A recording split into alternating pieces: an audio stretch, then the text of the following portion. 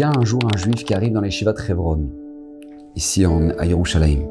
Ce juif-là, il arrive et il était très âgé et il voulait faire une Seudat Odaya, un repas de remerciement pour Akadosh Baruch Hu. Et les Bachurim ne comprenaient pas pourquoi il voulait faire une Seudat Odaya. Donc ils lui ont demandé, monsieur, qu'est-ce qui se passe? Pourquoi vous voulez nous faire une Seudat Odaya? Un repas de remerciement, qu'est-ce qui vous est arrivé? Et là, il raconte son histoire, écoutez bien. Il dit, moi, j'étais juif en Allemagne.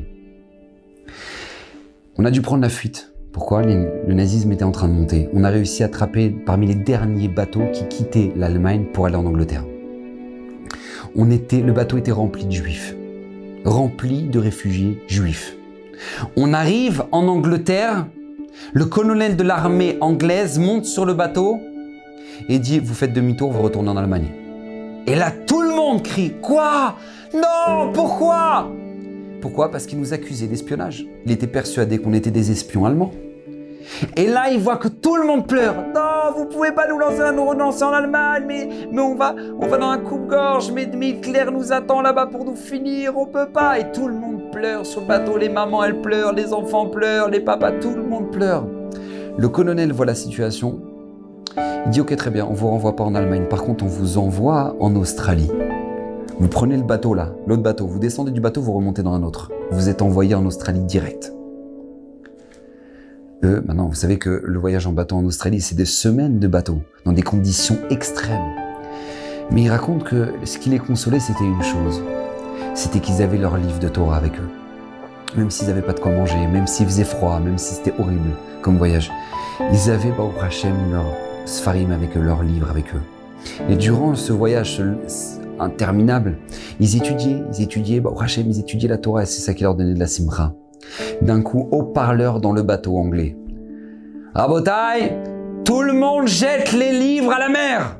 Pourquoi? Parce que ça lui a pris un genou comme ça au capitaine du bateau. Il s'est dit, regarde, ils sont tous là comme ça, en train d'étudier et tout, machin. Qu'est-ce qu'ils font? Ils sont en train de préparer un plan pour s'attaquer contre nous, c'est ça? Ils veulent se révolter, ils veulent faire une révolte sur le bateau. Non, il n'y a pas. On leur enlève les livres. C'est pas bon ces livres-là. Je les sens pas. Il dit, et là, on était dans le plus profond désespoir. On se retrouve à devoir jeter nos livres à la mer, menacés par des mitraillettes.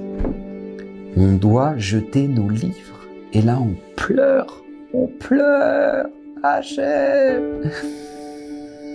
Et là, quelques heures plus tard, alerte sur le bateau. Une alerte hyper puissante. Qu'est-ce qui se passe? Tout le monde se cache. Un navire allemand, un torpilleur allemand les suit.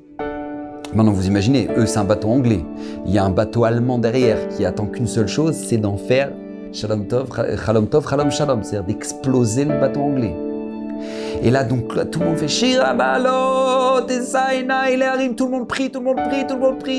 Et on pleurait, Hachem, je t'en supplie, ne nous fais pas mourir dans la mer. Et là, incompréhension totale. Le bateau allemand, le torpilleur allemand, reste derrière notre bateau et il nous fait rien. Pendant une semaine, il nous a suivis. Une semaine! Il nous a suivis, il nous a rien fait. Et on n'a jamais compris. Ce qui s'est passé. Aujourd'hui, j'ai eu ma réponse. C'est pour ça que je suis venu faire une Seudat Odaya ici à la Yeshiva. Qu'est-ce qui s'est passé?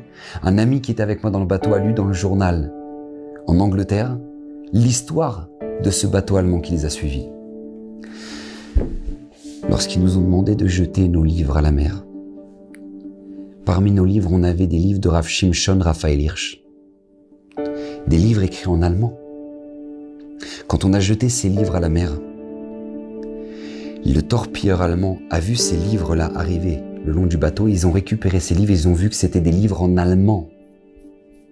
Les Allemands, les nazis, Marshemam Vezivchan, ils ont compris que quoi? Que c'est des prisonniers allemands qui se trouvent dans le bateau anglais. Donc ils se sont dit, on peut pas torpiller le bateau. Pourquoi? Parce que c'est des Allemands qui sont dedans. Donc on doit pas le faire, on peut pas le faire. Et non seulement ils nous ont pas torpillés, mais ils sont restés pendant une semaine derrière à protéger le bateau pour être sûr qu'aucun autre bateau attaque notre bateau. Ça, c'est la puissance divine. C'est-à-dire que tu peux avoir un Allemand qui est profondément pourri, qui est profondément mauvais, qui veut une seule chose, détruire l'ennemi. Et son intention, elle est de détruire. Hachem va se servir de lui pour protéger les Juifs. Rabotai, ça c'est la puissance divine. Si Akadosh Baruch Hu, on comprend dans notre vie, est capable de se servir des gens qui étaient les pires, qui ont voulu nous faire le plus de mal, pour en sortir le plus beau Kiddush Hachem, alors t'inquiète pas dans ton incompréhension. Les situations les plus dures qu'on peut traverser dans notre vie, Akadosh Baruch Hu nous attend un beau cadeau. Ou la guide baboker chasdecha bientôt. Ou la guide baboker chasdecha bientôt. C'est qu'une question de temps. Patience.